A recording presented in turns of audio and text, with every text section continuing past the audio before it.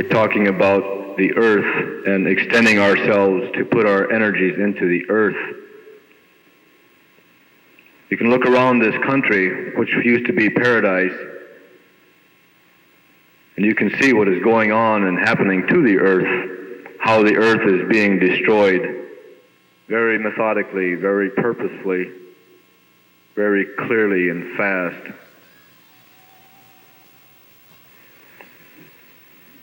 You can look around and see how things are being wasted day after day, no consideration given to the earth. When I look around, I sometimes get pissed off.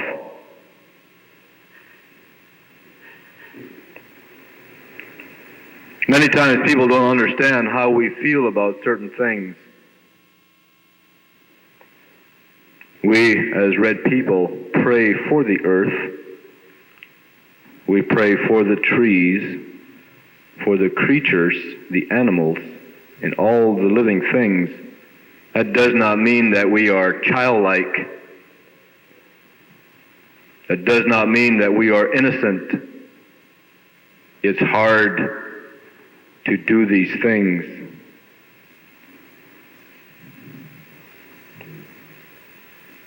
Boston is a spiritual center. We come with a spiritual message. Someone termed it a divine mission. I don't know. Sometimes words get in the way of our attempts, squash our efforts. Sometimes words are our biggest enemy. But what we're attempting to do here in Boston is to bring about a means of channeling all this good energy that you people seem to have. It's not easy, but I believe it's beginning to work. I see people here that have been here in the beginning and they come back. I welcome you back each time I see you. I hope that when you come, you hear something new each time. I hope it will strengthen you. We're here to share some of the things we know about the earth so you can have a choice as to what you want to do. We're here to tell you about the prophecies and what the prophecies said, what they related, the time that they told us about. We're here to tell you those things. The prophecies are true in an incredible way. Somehow 500 years ago, my forefathers, standing on these very eastern shores, prophesied what would happen. They weren't wrong. They said that we would be here today saying these very things, and here we are. We're not wrong. The prophecy said that we would go on a journey that would last 1,000 years. We have only come to the halfway mark of that journey, according to the prophecies, who are not wrong. And it must be taken into account that you have to prepare yourselves for the next 1,000 years while you are here in our part of the country where these prophecies pertain to. If you are going to survive, and that's what we are talking about, you must do it the way we do it. We must be allowed to have control. We're not power-hungry people, as you well know. We can be violent. We can be savage if that's what we have to be. But we're really not that way from the beginning. I have to stress that because it's important to how you look at people. We've been saying these same things for nearly 500 years. As we have been understanding the prophecies, we have been speaking about them. No one has taken the time to listen. But we have been saying them. Our time is nearly run out. It's nearly time for us to return to our homes, to our families, to put our families together, to see the things that we have been promised. It's time for us, my Indian people, to take our old people and let them be old people, finally. They have been carrying a lot of the burden for a long, long time. We just begun to wake up, and all of a sudden it's time.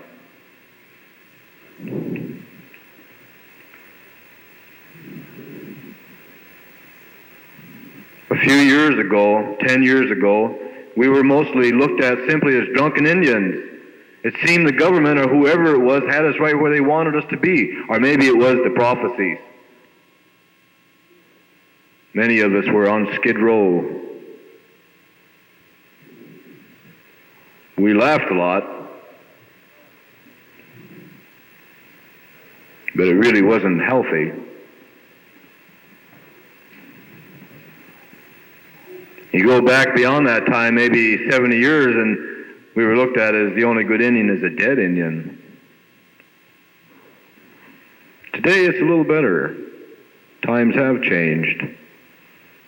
Times are better. But it's time to be strong.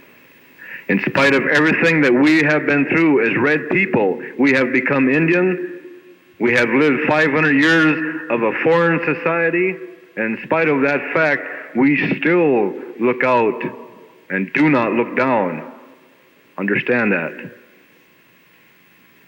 My people still pray every day.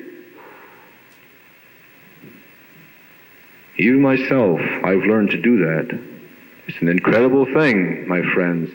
That's an incredible thing.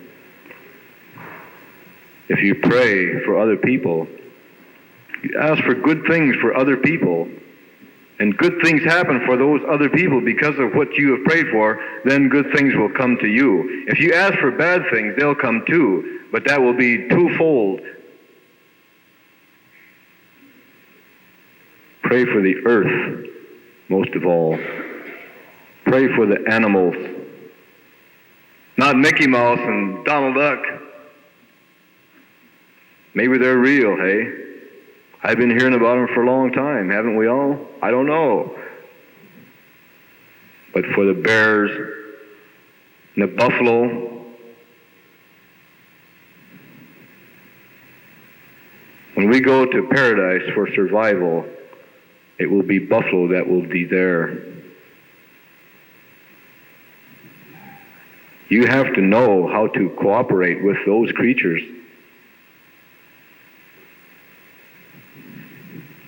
Or they won't give of themselves at all.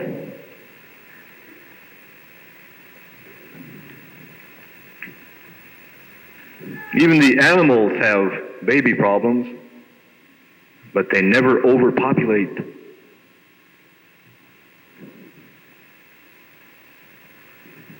I wonder what went wrong with all of us people. We did not pray for the earth. Instead, we prayed for ourselves, and that's what went wrong.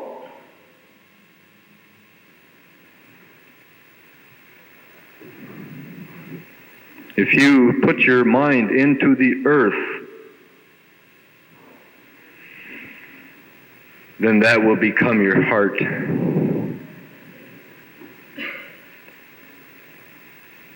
You will understand the things you're supposed to know. You must take the time to stand in one spot long enough to see.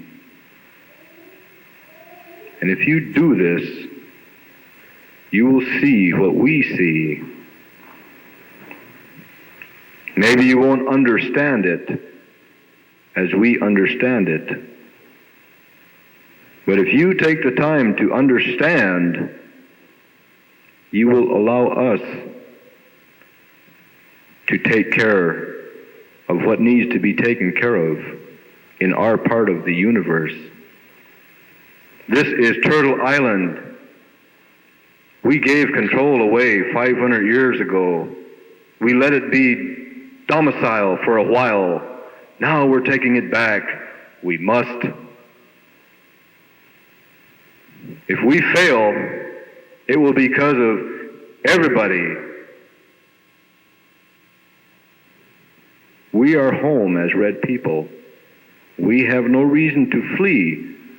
We never ran fast until the horses came, and they were brought here too. See, they were brought here too. And we didn't have a reason to flee until they came. We ran too. We gave control away. We did not consider the Creator, the Great Spirit, the earth like we were supposed to. We too got somehow caught up in the plight to flee. We had no reason to run. We had no place to go. This was home. But yet we did, and now we've stopped.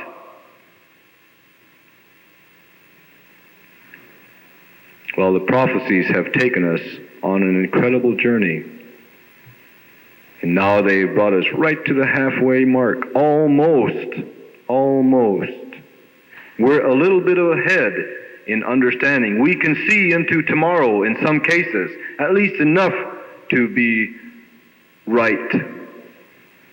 We cannot make mistakes. We're not egotists by any means. We just cannot make mistakes.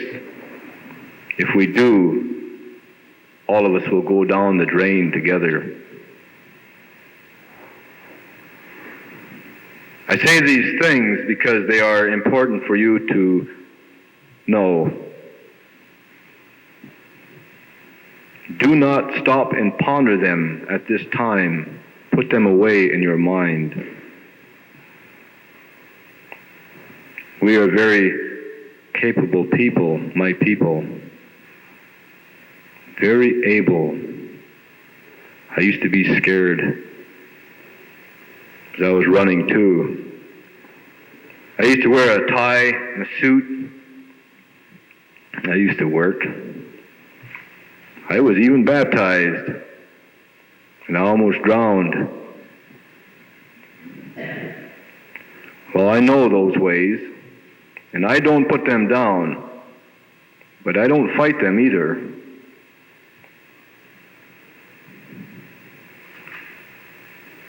The prophecies are exploding themselves, and the time is coming when the earth will be replenished.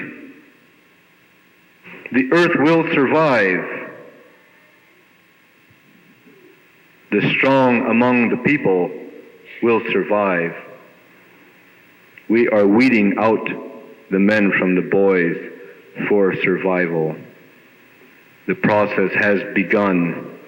It cannot be stopped. It would do you well to accept rather than fight it. It's God's time, if you want to use that name.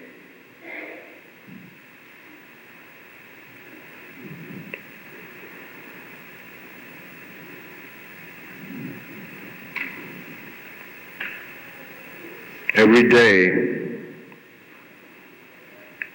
you should offer a good thought. Take time to make it come out a good thought every day. Include the animals in that good thought. Include the trees and the water and the grass. Do not be afraid to pray that way.